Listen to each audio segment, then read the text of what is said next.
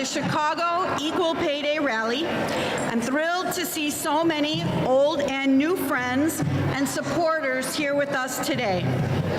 It's my honor to welcome you to the 8th annual Chicago Pay Day event. And I promise you, we have an amazing program lined up. So why are we here? First and foremost, it's to recognize the wage gap that continues to exist between workers based on gender, race, and national origin. Equal Pay Day is symbolic of the day in early April when, after working over 15 months, women finally come even with what men earned in the prior calendar year, based on women earning an average of 80 cents on the dollar. The calculation is based on an average of all women, and in fact, the wage gap is much greater for women of color and different ethnicities. And while we have much to celebrate this year with the successful Me Too campaign, another successful Women's March, ERA gaining momentum, and our Equal Pay Day Coalition, which has grown to over 70 public and private and governmental agencies, today is not a celebration. It's a reminder of the work we still have to do to guarantee equal pay for all. But with your help, I know we can get it done. First, please indulge me while I recognize some of the people who made today's rally possible. First, please join me in thanking my family and my colleagues at Golan Christie Taglia for supporting me in my efforts to eliminate the wage gap.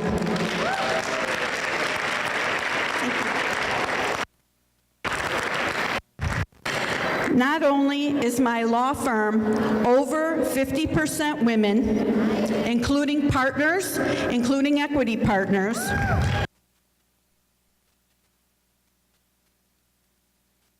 but we also have many men of quality who believe in equality.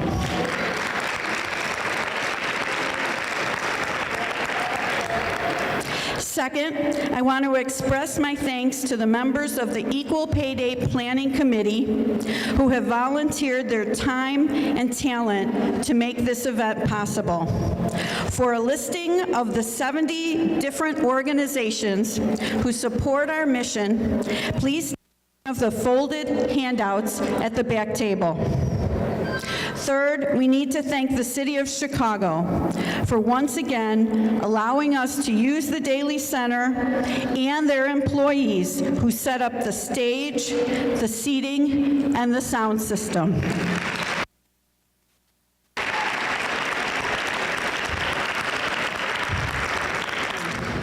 It is my pleasure to introduce this year's MC, Danielle Robe. Danielle is a local talent and a rising star in entertainment journalism.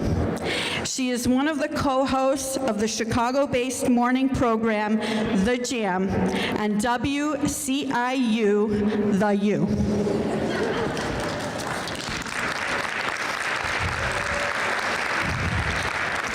And I thank them for their coverage this morning.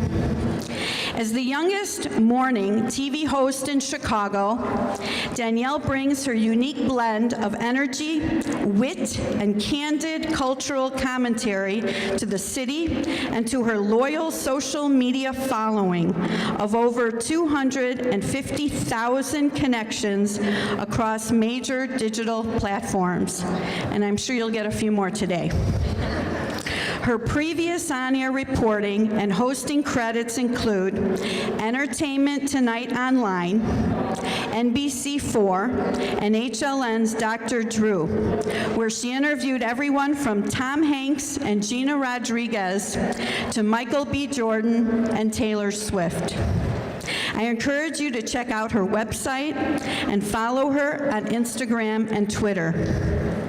Once again, thank you for coming, for joining me in the fight for equal pay, and please join me in welcoming Danielle Robey.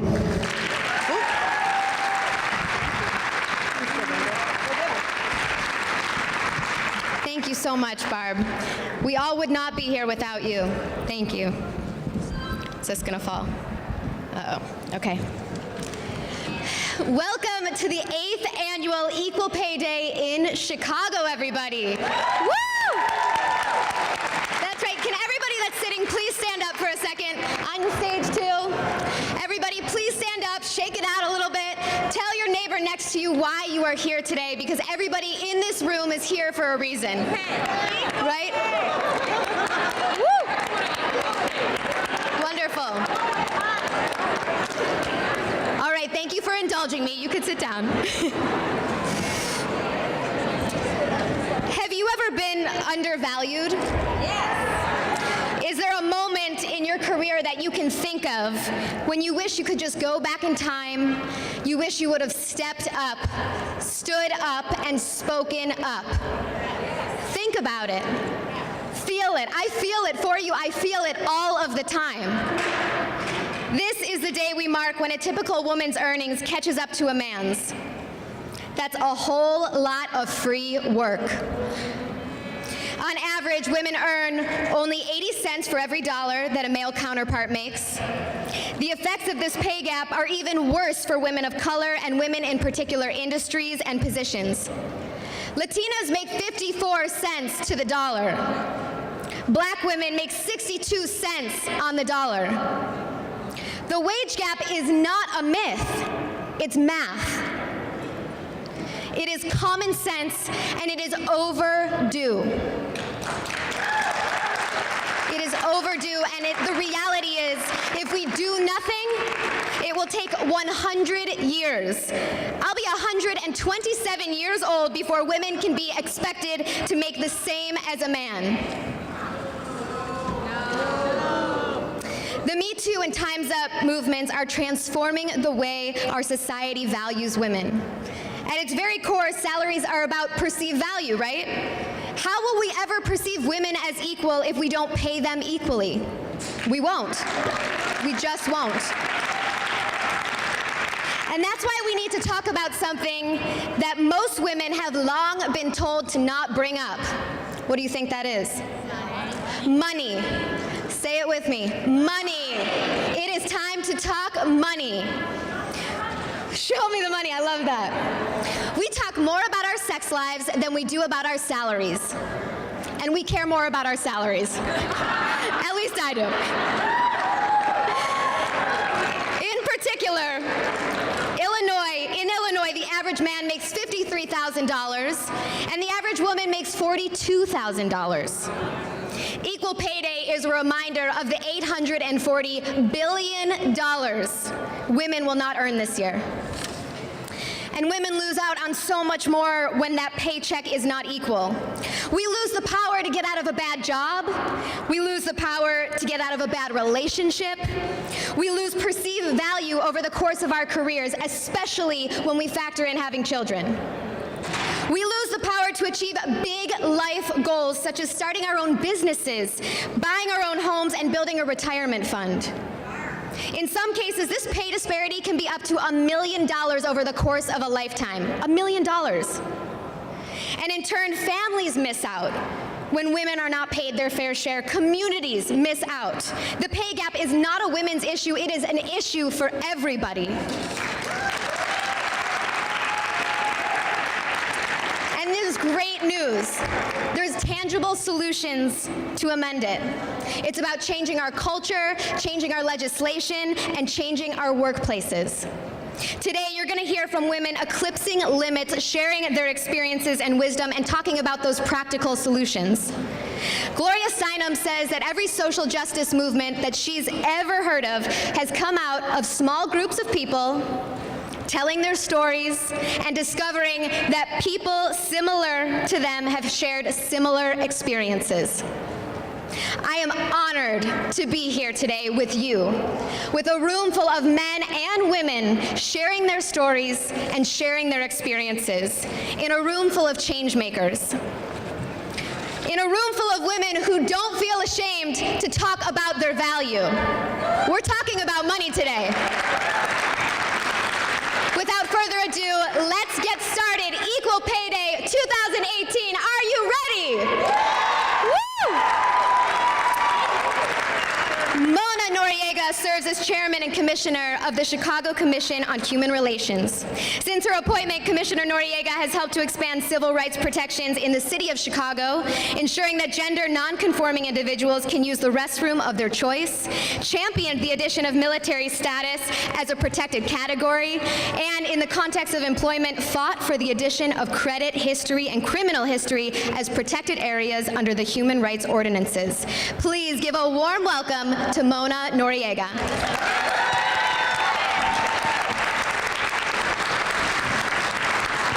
All right, which one? Are we ready? Are we really ready? All righty. So, okay, I got two messages for you. If we know that discrimination is illegal, prohibited, file a complaint with the commission. Right back there, there's a brochure. Sexual harassment, illegal, file a complaint with the commission, all right? All right, now, you know, every year I read a proclamation from the mayor, and it's a beautiful thing. He recites the facts, you know, about discrimination. We hear about how horrible it is, and then a recognition of the more than 70 groups here today to make this happen, right? But today, I got something better, and it's here. He recognizes, he proclaims today, okay, I have something better. So today, the mayor signed an executive order. And it reads, whereas equality in pay between men and women continues to be a problem in the United States, including Chicago. No joke, right? Whereas women in Illinois make up almost half of the workforce, yet earn only 79% of what men earn for equal work, and women of color earn even less.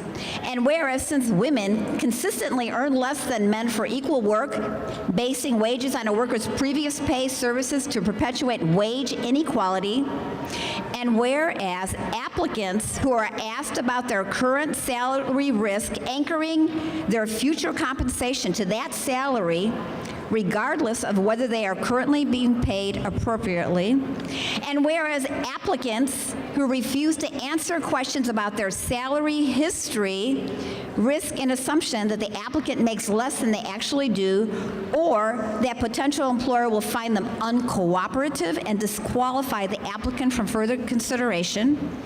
And whereas employers have alternatives to ensure applicants are being hired at the right salary, including researching pay rate for similar jobs, and whereas because salary history can be used to perpetuate wage inequality, an applicant's salary should never negatively affect their compensation for future roles, and whereas in light of the state's ongoing failure to address the gender wage gap issue, it is appropriate for Chicago to take the lead on this issue by prohibiting inquiries into an applicant's wage history as part of the hiring process.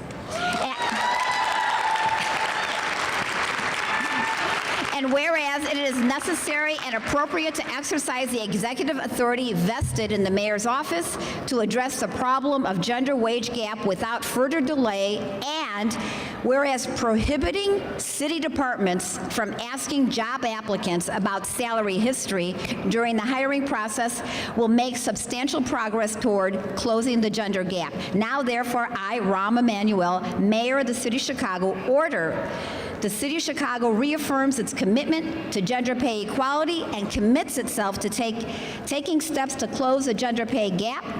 2, no city department shall screen job applicants based on their wage or their salary history. 3, no city department shall seek the wage or salary history, including benefits or other compensation of any job applicant from any current or former employee. 4, I call upon sister agencies to enact similar prohibitions as part of their hiring practices effective today. Happy equality.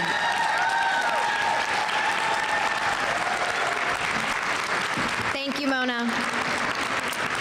Our next speaker has a lot on her plate. She's responsible for overseeing the Illinois Department of Human Rights' primary goals to prohibit discrimination because of race, color, religion, sex, national origin, ancestry, citizenship status, age, marital status, physical or mental handicap, sexual orientation, military service, or unfavorable discharge in connection with employment opportunities, housing and real estate transactions, access to financial credit, and the availability of public services and public accommodations. She's busy. And when she's not busy doing all of that, she oversees charges of sexual harassment.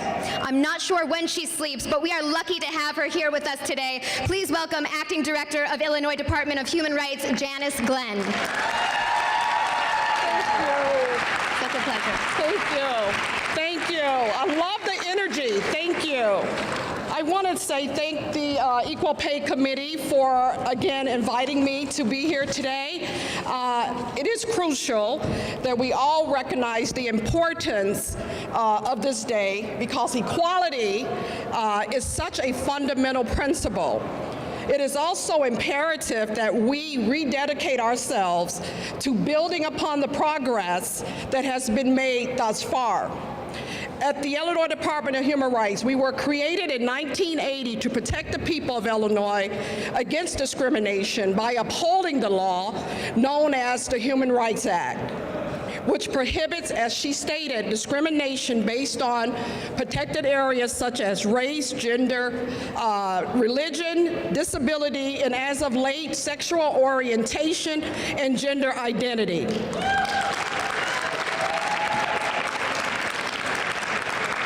Its leadership has been comprised of people who have taken the Department of Human Rights mission seriously. And I'd like to state our mission statement, which is to secure for all individuals within the state of Illinois freedom from unlawful discrimination and to promote equal opportunity and affirmative action as a policy of this state for all its residents.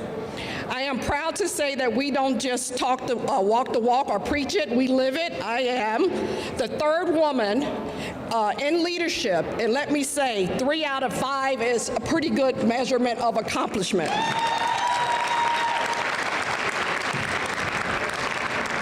At the department, we receive over 3,400 charges of discrimination. Last fiscal year, the most cited basis for charges include retaliation, race, age, disability, sex, and sexual harassment. Each of these types of discrimination had over 400 charges filed with them with our agency last year. I'm proud to say that our department has continued to progress and improve and adapt. One example is our creation of a toll-free sexual harassment hotline that provides resources to the public, including referrals to counseling and legal services. This hotline is a great resource to all residents of the state. IDHR has made great strides this past year. We trained legislators, the governor's office, on the topic of sexual harassment prevention. We also launched a new user-friendly website and expanded our outreach efforts. Unfortunately, discrimination and unequal treatment is still very real in our state. It is incumbent on all of us to partner and stand up together in challenging all forms of discrimination when we see it. As they say, when you see something, say something. Those who are most vulnerable in our society should utilize the protections available to them under the law. And again, thank you for coming out for equal pay for all workers in the state of Illinois. Thank you. Thank you, Janice. We are excited to welcome our next speaker. Ana Valencia was sworn in as City Clerk of Chicago on January 25th, 2017, overseeing one of the largest offices in the city, serving 1.2 million Chicagoans and generating more than 130 million annually. Prior to becoming clerk, Valencia served as the second woman and first Latina to run Mayor Emanuel's Legislative Council and Government Affairs, the LCGA, where she spearheaded the passage of police accountability reform, the modernization of the CTA's red and purple lines, the stabilization of pension funds, and creation of the city's legal funds that assist immigrants and refugees threatened with deportation. In 2017, Chicago Magazine listed Valencia as an emerging power player. She is one, she's not emerging. Highlighting her as a rising star in Chicago politics, please welcome Ana Valencia. Thank you. All right, ladies, enough is enough, right? I think we're all in the mode of action. I certainly agree. Across our city and our state, women face discrimination in the workplace, not only based off their gender, but oftentimes based on their race. They often receive lower wages when their male colleagues do the exact same work. And it doesn't stop there. Women are often looked over for promotions and raises, especially women of color. Enough is enough. Today, we demand equal pay for equal work and stop just using words. We demand action. Equal pay is not just about a job. Equal pay is about ensuring that women have access to a workplace that is free of discrimination. Making sure that women are able to build sustainable careers, and ensuring that women have fair opportunities to improve their lives and the lives of their loved ones. Many women across our city and state are impacted by the existing wage gap between men and women, especially women of color. In Illinois alone, this is just Illinois, Asian American women are paid 86 cents for every dollar paid to a white man. Black women are paid 63 cents on the dollar. Latina women are paid 48 cents on the dollar of their male counterpart. Let me repeat that again. 88, 63, and 48 cents for every dollar a white man makes. Is that fair? This is an outrage that in 2018 we're still having this discussion. Enough is enough. Say it with me, ladies. Enough is enough. As a woman, as a Latina, and a public servant, and the only citywide woman elected, I am committed to fighting to close this gap. We need to continue fighting for economic equality so that women have equal pay. Having equal pay means women can afford to pay their mortgage. We can finally build wealth. We can pay for childcare so that our children are safe, pay for tuition for that master's, that law degree, pay for job training so that we can improve in our careers and get a promotion. We can afford health care for ourselves and oftentimes our parents. Many women don't often just care for our children.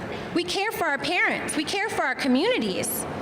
Across Chicago and across Illinois, women are breadwinners and heads of their households. We know this to be true. So what are we going to do about it? One of the things we can do today is to eliminate the use of the salary history to hire new employees. Women are often at disadvantage, and employers will often screen job applicants based on their wage of the salary history. Some employers even require salary history before receiving an offer of employment. A salary offer should be based on a person's qualifications and not their salary history or their gender. Today,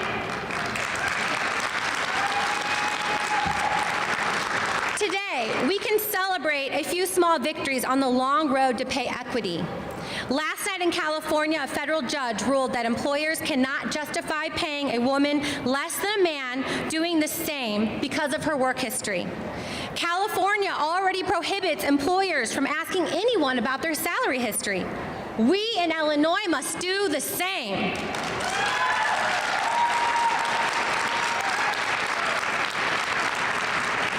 Why I'm proud to thank the mayor of Chicago, a true ally today, for hearing our voices and taking it one step further by issuing an executive order this morning, prohibiting any city department to ask a potential hire for their salary history.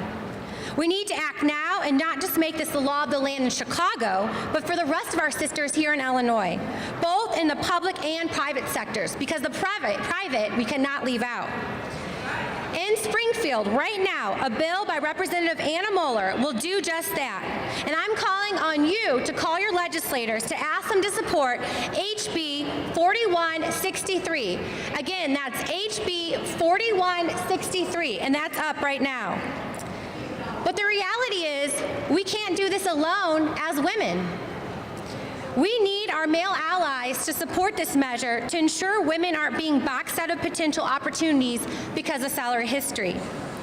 There are currently only 45 women in the Illinois House of Representatives. 45 women. Even if every woman voted in favor of this bill, it still wouldn't pass. That's why we must have male allies to help us in this fight to eliminate the use of salary history for new hires once and for all. And once that bill is passed, we must ensure we have a governor that's going to sign it here in Illinois. Because the governor I want is out speaking and is at rallies, and I know where your priorities are. That's why I saw one gubernatorial candidate here today, because he knows how important this fight is for us.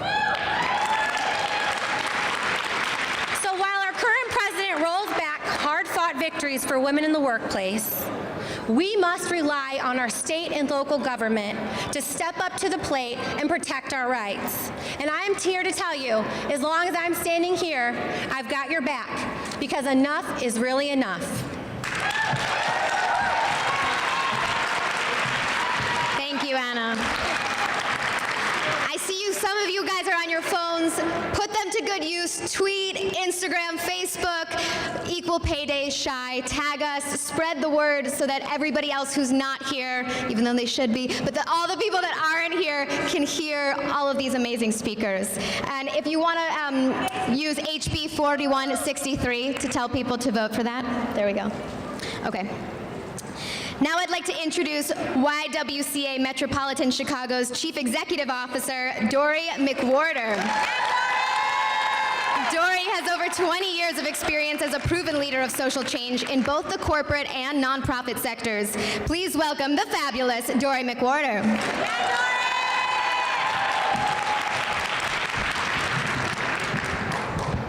Well, hello, everyone. You know, I wish that I could say that I'm so excited and thrilled to be here yet again this year. But let's face it, between the amazing Women's History Month celebration that we do in March, and then all celebrating mothers in May, we have this day called Equal Pay Day, which unfortunately does not really cause for celebration. I think about the fact that Chicago is the third largest metropolitan area in the country.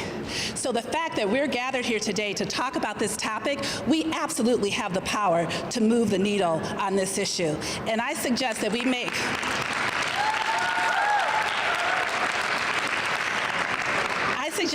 our voices heard. I so appreciate what the mayor has done in being a model for the city, but I absolutely agree that the private sector is absolutely where we also need to spend our time. So in 1963, President Kennedy signed the Equal Pay Act prohibiting wage discrimination based on gender. And at that time, women only made 59 cents for every dollar a man made. Today, it's only 78 cents. We say 80 cents, it's still, we're talking cents, it doesn't even matter. It's still way less. So you think about that. In 55 years, we've only managed to close the gap by 19 cents in 55 years. And quite honestly, because I'm such a major nerd, I think about this all the time. And it's quite possible that we as women will colonize Mars, because a woman at SpaceX is working on that today, before we achieve equal pay here on this earth. If you think about the fact that women control over 70% of the purchasing power in this country, one way for us to pick up the pace is to really leverage our use of the web and our wallets as not-so-secret weapons against this battle for equal pay. The power of social media, as we've learned with Me Too and Time's Up, is to help educate, reward, and shame businesses who do not want to participate. So I really see that the internet definitely has a place in this fight by providing us the transparency so that as conscious consumers, we can actually reward companies that promote equal pay and other policies that are truly empowering to women. So we know that Starbucks just last week announced that it's reached 100% pay equity for all employees similarly performing work across the country.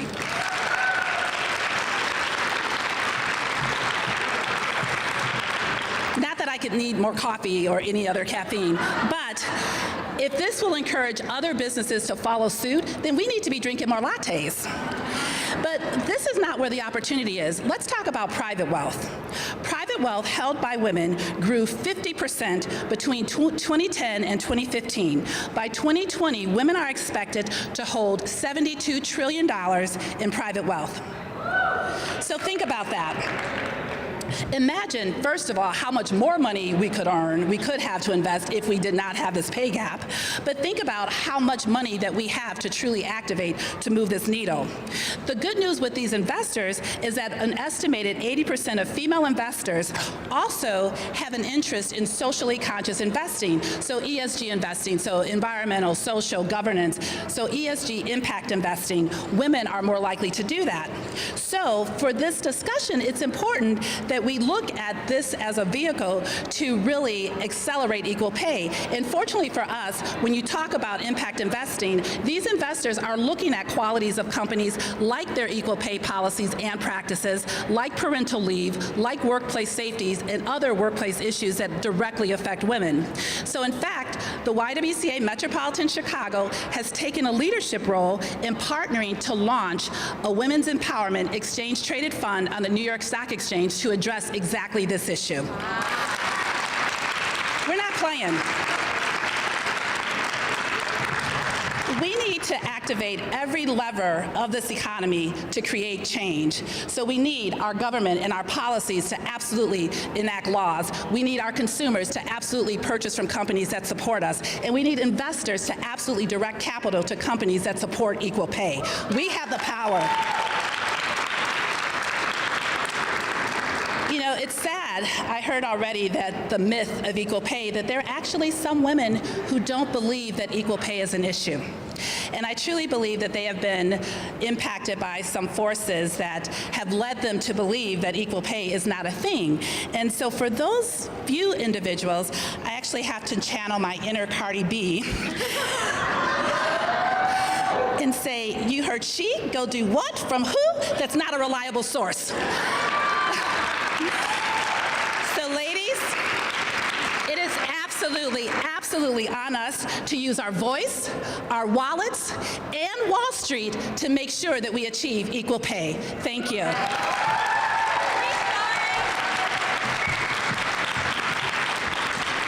Thank you so much, Tori. We can all channel our inner Cardi B. To all of you with signs and everybody that came out on their lunch break that's sitting here today, you inspire me. I keep looking out at the crowd and thinking how incredible this is. Thank you for coming. Our next guest is someone who has been a guest on the morning show I host. She is a remarkable woman. From single mother to successful trader, Carolyn's business career began when she co-founded Interscape Designs. There, she built a private clientele of trading firms, retailers, and law firms. And as the third female independent trader to ever own a seat at the CBOE, Carolyn's 21 years in the trading pits gave her a ringside view into the emotional ups and downs of volatile markets and how to operate in a male-dominated industry. Carolyn launched Diamond to bridge the gap between women with wealth and financial institutions that are missing million-dollar opportunities. Her newest venture, Diamond Angels, is demystifying angel investing in women by women. Please welcome Carolyn.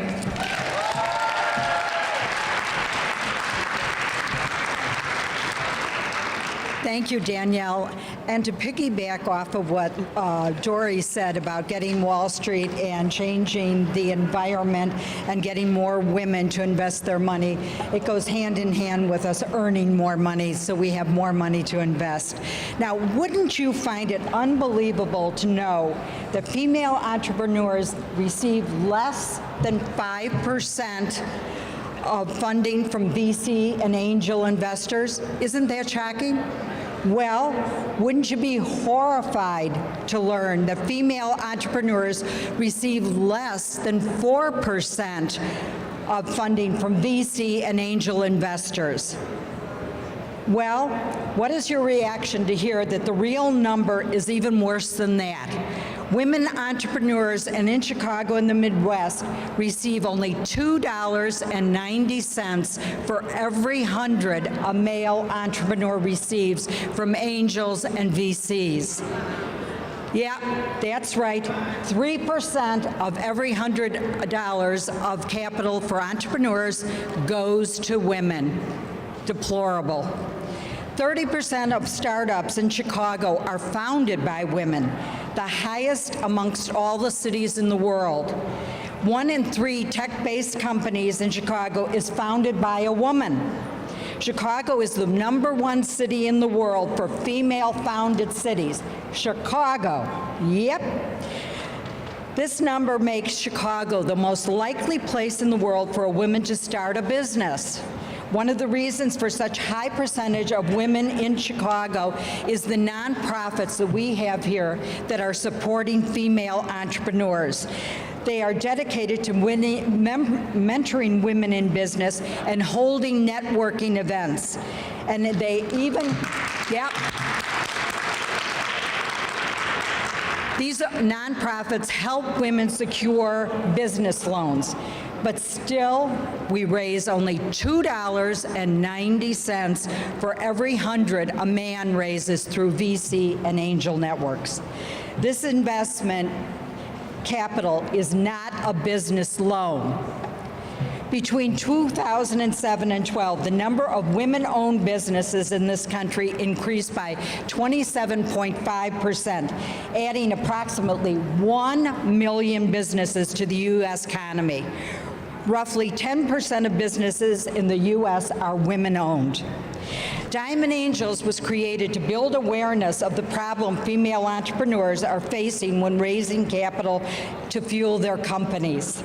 Diamond Angels is building an ecosystem of female funders to fund women-owned and led companies. Women want to. We really want to support other women. We have been supporting other women in many ways. With your contribution to Diamond Angels, we will perpetually fund female-led startups through the Diamond Angel Fund.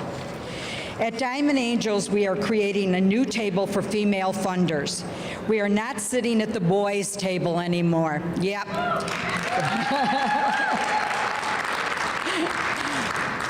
We and I have spent years trying to remodel, redecorate, reconfigure, get more chairs. It just hasn't worked. We want to put together our own table. We want it to be inclusive of men, but we want this new approach to get women involved in angel investing. This is the evolution of #WomenFundingWomen.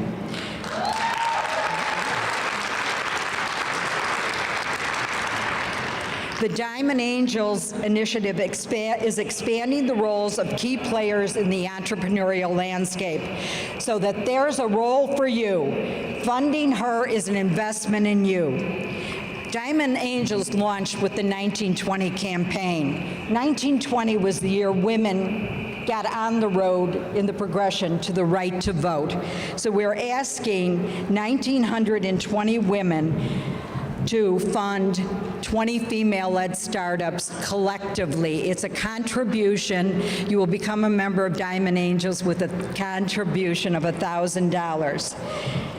The money collectively will be invested in diverse female-led companies in Chicago and the Midwest.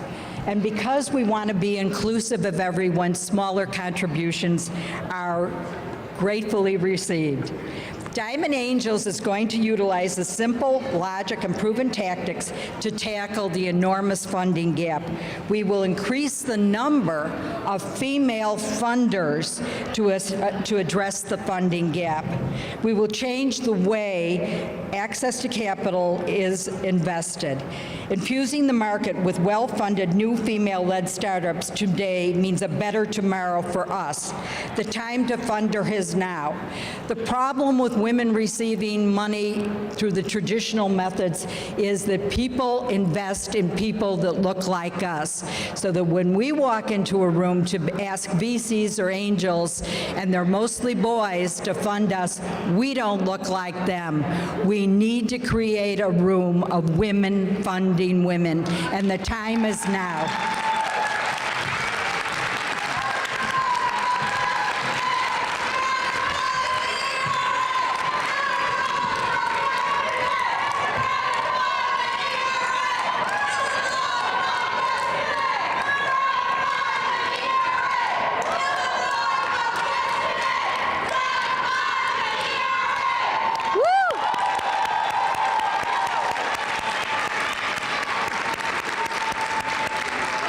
That is right. Thank you. And thank you, Carolyn. Now for our keynote speaker. At 19, she became a wine sales clerk, and by 23, she landed the sommelier, I can never pronounce that, sommelier. Did I do it right? No matter how many times. Sommelier position at the world-renowned Everest restaurant in Chicago. Just 3 years later, she went on to become the youngest female to pass the final level of the Master Sommelier exam.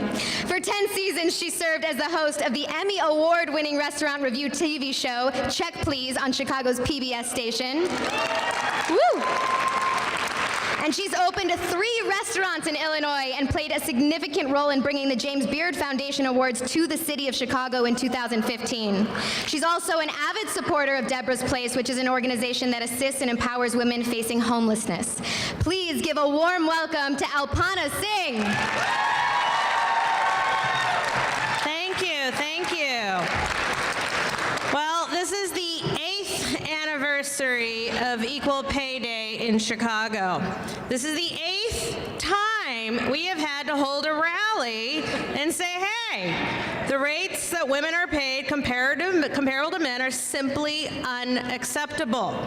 This is the 8th time that people have had to stand where I'm standing, where I am right now, and point out the gender wage gap. And as we've already heard, but it's worth hearing again, in 2016, women working full-time in the United States typically were paid just 80% of what men were paid, a pay gap of 20%. This gap, we've heard, gets worse for our African-American sisters, our Latina sisters, Native American women, as well as mothers and older women. But 8 is also a very interesting number. In Chinese culture, it is considered fortunate and a sign of wealth, success, and prosperity. Could it be that what is happening in our country right now, with women and men marching in unprecedented numbers, demanding for our voices to be heard, is a sign of the changing in the fortune tide?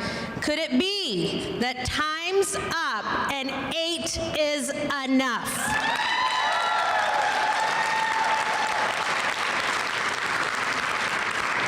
I certainly feel that it will be, but only with your continued engagement and help. My friends behind me have all pointed out ways that you can help. But we need your voices, we need your advocacy, we need your strength to finally close this gap, so another woman doesn't have to stand up here and say year after year and plea for what is fair, what is just, and what is right.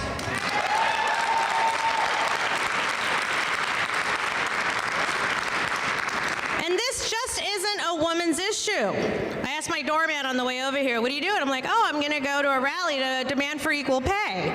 And I said, can you imagine the relief you would feel if your wife could bring in an extra 20 to 46 cents on the dollar?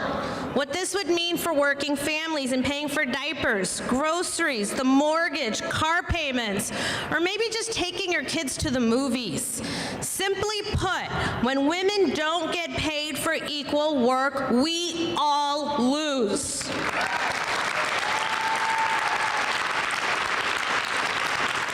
So, what can we do? Well, we can start with ourselves. Let me ask you this simple question. Do you know your worth? I certainly didn't. I grew up the daughter of Fijian immigrants who migrated to Monterey, California in the 70s. My birth certificate lists my father's occupation as a dishwasher.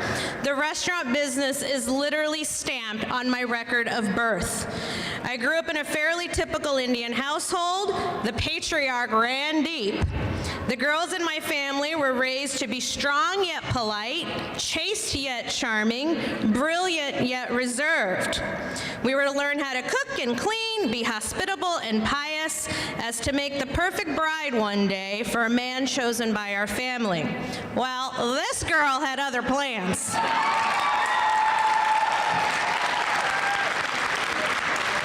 I was introduced to wine in college, but I was introduced to feminism by the likes of Billie Jean King, Sandra Day O'Connor, Indira Gandhi, Shirley Chisholm, Patsy Mink, and Geraldine Ferraro. I remember how my little chest would swell with pride upon a woman becoming the first of anything.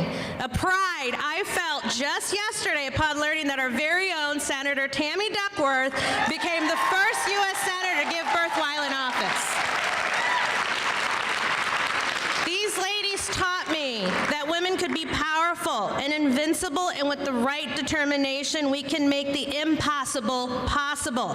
They taught me to demand a better life for myself, and I wanted to be just like them. It was a drive that took me to becoming the youngest woman to pass the Master Sommelier exam, a test with just a 3% pass rate, and a title held by just 27 women in the world. With that extraordinary accomplishment, I still didn't appreciate, understand, or even consider my worth. And it is because of something I hear from so many women.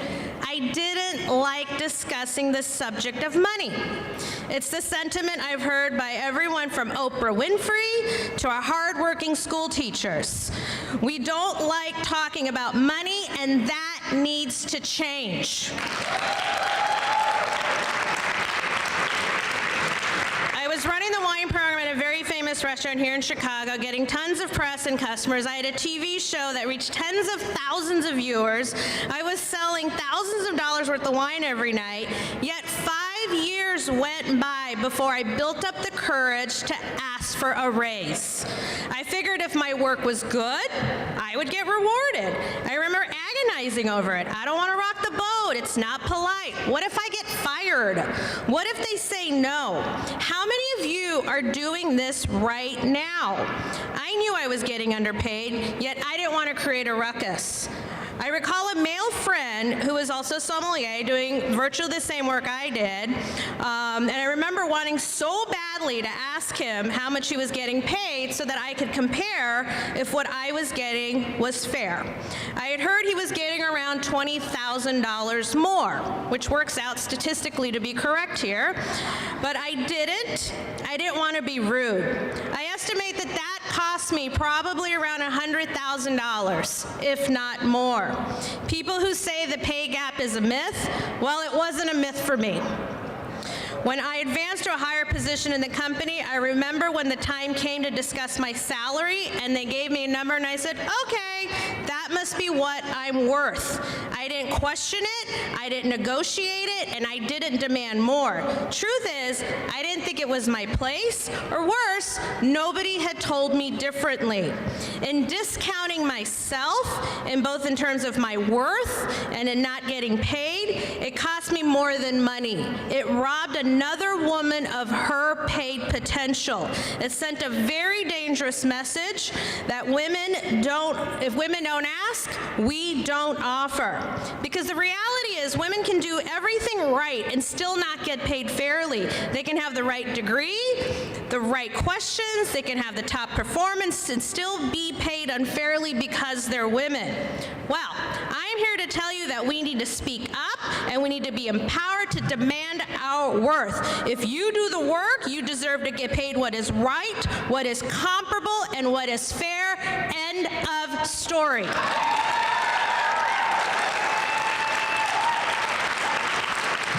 But in order for us to get there, we need to share. We need to talk to each other. And we need to get comfortable talking about money. We need to stand tall and be confident knowing our worth and demanding the right compensation for it. Turn to your coworkers. Ask them what they're getting paid. Your colleagues. This is part of the mentorship program. We need to understand what is the going rate and ask for it. Information is power.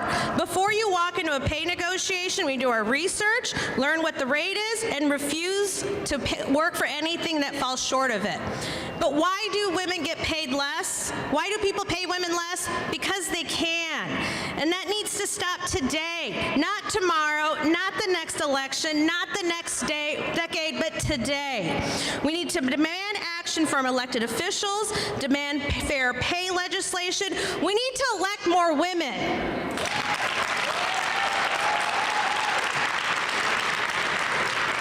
We need to do a survey in our own companies. We need to question our own biases, even against ourselves, and we need to demand our worth. And if they don't pay, we don't play. And I know not everyone is in a position to just quit their jobs. For those of us that can, we need to do our part, because by doing this, we send a very strong message that women are done working for a discount.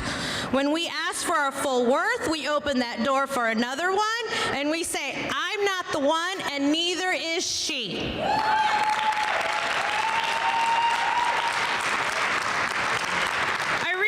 Now that this is the power of the divine feminine. When I see Senator Duckworth breaking barriers for herself, or when a woman marches into her boss's office and lays out her prospectus and asks to be compensated fairly for her work, she's doing it for me. And you and I need to do that for another woman. That is the power of the mitochondrial feminine that ties us all together. When women win, we all win. So, are you with me? Are you ready to say time's up? And it's time to show me the money. Thank you.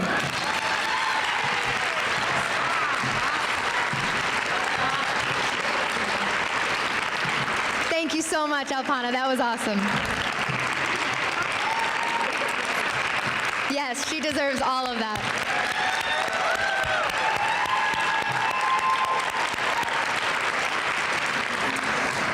Our next speaker develops and leads women employeds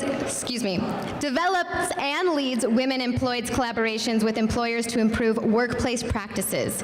She heads the organization's advocacy efforts for the voluntary implementation of fair scheduling practices and other aspects of good quality jobs so employees can achieve economic stability. Before joining Women Employed in 2017, Sharmili Majmudar served for almost a decade as the executive director of Rape Victims Advocates, whose mission is to ensure that survivors of sexual assault are treated with dignity and compassion. Under her leadership, RVA established impactful collaborations with schools, hospitals, universities, public officials, corporations, and other partners. Please welcome Sharmili Majmudar.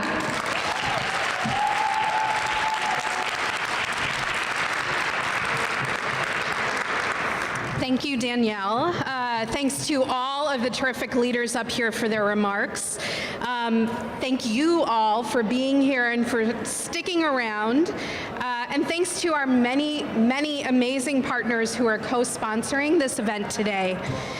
Women Employed has been fighting for economic equity and justice for women for 45 years, and equal pay is at the core of our work. We and our sister advocates around the country and here in Chicago and Illinois, like you, have made real progress.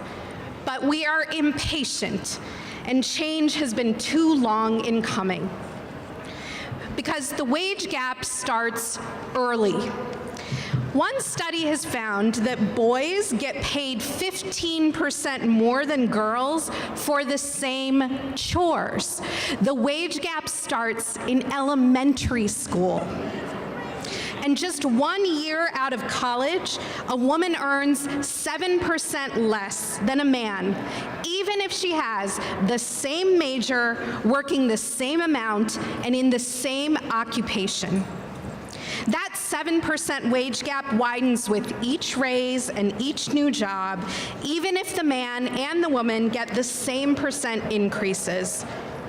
As we've said, it's not a myth, it's math. Over career, those differences add up to hundreds of thousands of dollars of lost earnings for women. And these are also lost dollars in Social Security and in retirement and inheritance for that woman's children. Women's earnings are lower than men's in nearly all occupations, whether they work in occupations that are predominantly done by women or predominantly done by men. So, it's clearly beyond time to close the wage gap. And we've already talked about how today represents the wage gap for 1 year of a man's work.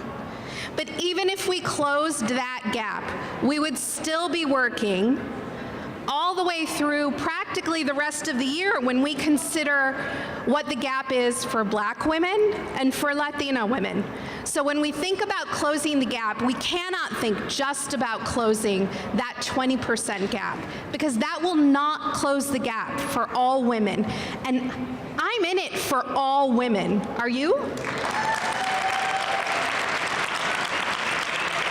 So let's be also very clear. When we talk about the wage gap, we make it sound like it's a crack in the sidewalk. It just happens to be there. But the wage gap is not accidental. It is discrimination. And it is time to make ending pay discrimination a priority in Illinois. To do that, To do that, women employed and our partners are working on a no salary history bill that you've already heard a little bit about. It will strengthen the Illinois Equal Pay Act and prohibit employers from asking job applicants about their salary history. And since women, on average, earn less than men, basing wages on a worker's previous pay only perpetuates wage inequality. It's not a myth, it's just math.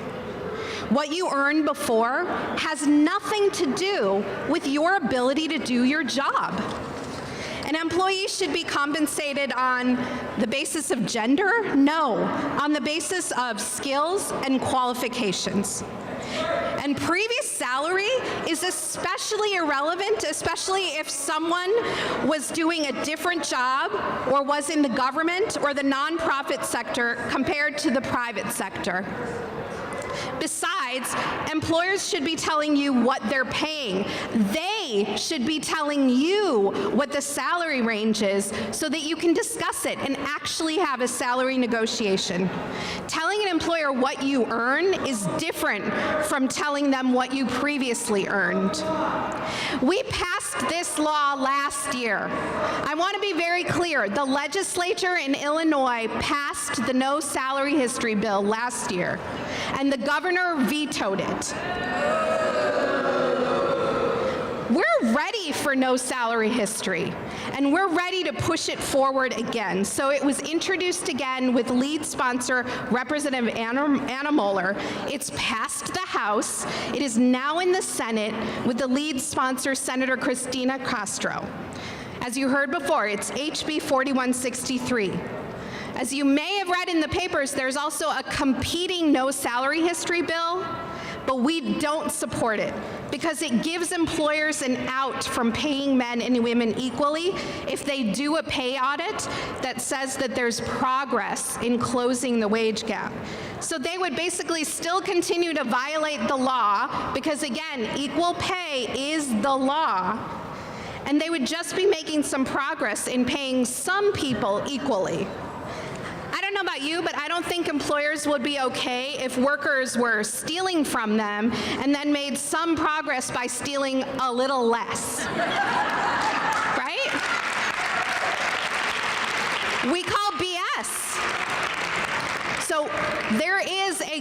no salary history bill. It is HB 4163, and we are working hard to move it out of the Senate committee. And we want each one of you to be that equal pay advocate, to add your voice to this effort. We have something called the Action Network at Women Employed, and it is how we keep people updated on what is happening on bills that you care about. So, if you're not already a member of our Action Network, please raise your hand. Anyone? You're all? Okay, great, great. Please raise your hand and keep them up. We have someone who's going to be coming around and helping to sign you up so that you can get updated and know exactly when to contact your legislator. Your voices matter, and if you contact your legislators, it will make a difference to help pass this law and help close the wage gap. And we know that when women and our allies come together and demand it, things change for the better. Now, the no salary history bill is not law yet. So what should you do in the meantime? We passed out a fact sheet. It has our legislative agenda on one side. It has tips on the other for what you can do if you're asked for your salary history now. And even if you're not looking for a job right now, my guess is that you know someone who is. So please pass these tips around. Keep in mind that even though there isn't a ban in place, it doesn't mean that you have to cooperate with the salary history ban. With being asked for salary history. So a lot of people have already talked about it. You have to know your worth. Do your research. Find out what a fair salary is for the job. Trust me, the employer knows that number, and you need to know it too. And if you get the question in an interview or an application, don't refuse to answer it outright. See if you can redirect the employer. Start by talking about what your salary requirements are, asking the employer for their salary range. This way you're actually engaging in negotiation and not just answering questions. Some of these tips are only going to be useful for people who have the power in that interaction to use those tips. We understand that they don't apply to everyone, but as Alpna said so eloquently, for those of us who can, we must. And we must not just for ourselves, but for everyone else who comes after us. This is a culture change that we're asking for. So before the no salary history bill becomes a law, if an employer bases your salary on your salary history and it's lower than what they are paying men to do the same job, it is discrimination.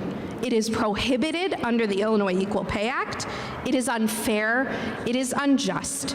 We need to send the message that when someone sees a woman applying for a job, they don't see a bargain. They see a human being.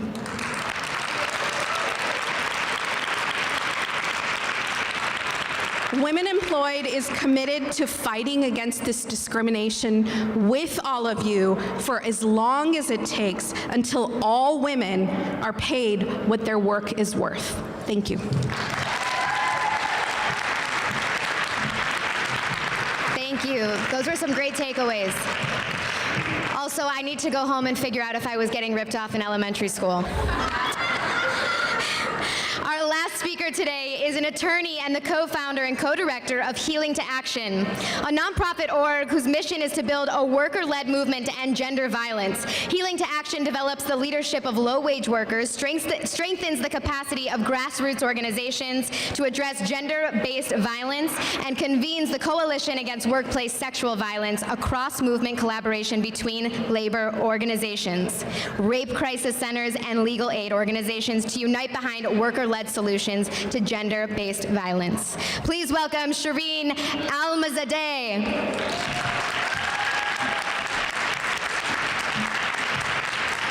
Good afternoon. I am so honored to be here with so many incredible activists and leaders. As was mentioned, I'm the co-founder of Healing to Action, and today I am also a proud pregnant worker.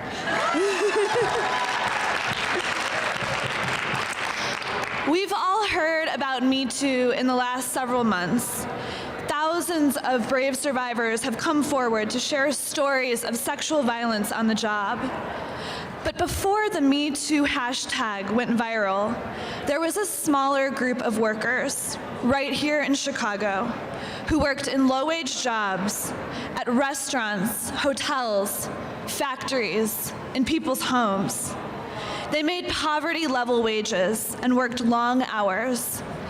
But in the little free time they had, they came together to share deeply personal and painful stories about being groped, propositioned, and assaulted on the job.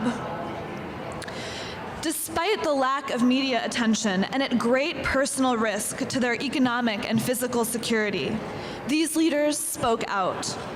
They spoke out to erase the stigma surrounding sexual violence and to help other survivors in their community come forward.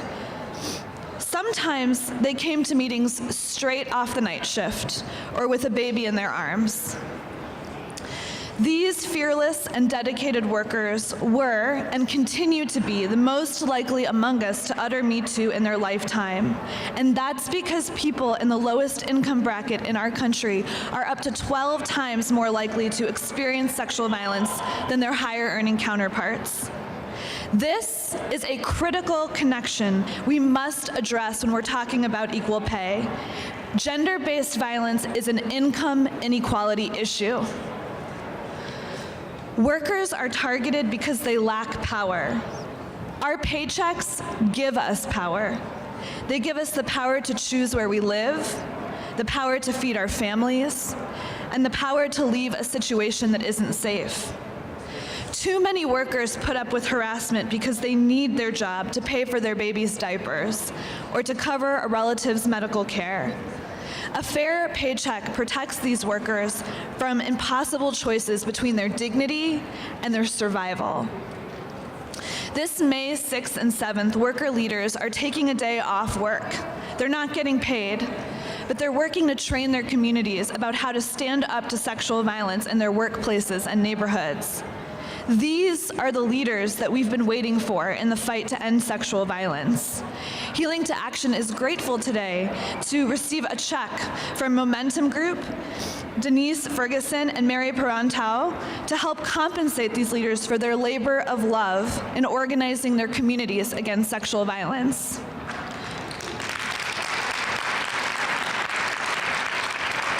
This is an example of women funding women, which can happen in the corporate boardroom with the angel investors or all the way at the grassroots. Let us cherish this moment right now, where we stand together and we value women's labor and know that in doing so, we are also making our communities safer. Let this moment be one among many where we build towards a world where every worker, regardless of their gender, has equal pay, a safe and just workplace, and a stable economic future. Thank you. Thank you so much. Before we wrap up, just a huge thank you to Barbara Young for putting this event on. She's been doing this for 8 years. Before it was trendy. It's pretty incredible. Thank you. So Equal Pay Day, it kind of feels like a celebration almost, but it's not a celebration. We are not celebrating. I'm not celebrating until the wage gap is closed. We're living in a remarkable time. I feel the shift every single day in my personal life, at my job. My mom is in the audience today. I called her. Did you guys watch the Golden Globes? Yeah? I called her after Oprah's speech. Oprah bellowed in her Oprah voice, "Time is up." And I lost it. I started crying. I was in bed alone, crying. And I called my mom and I said, "How lucky are we? We get to be living through this. We get to be a part of this. My daughter won't have to deal with all of the things that we did." Do you feel the shift? I think you do. I feel it. Just by being in this room today, you are a part of it. We are a part of it. Let's make sure none of us are here next year, as lovely as you are. Let's all meet next year for a real celebration, a celebration in honor of achieving equal pay. Let's close this gap.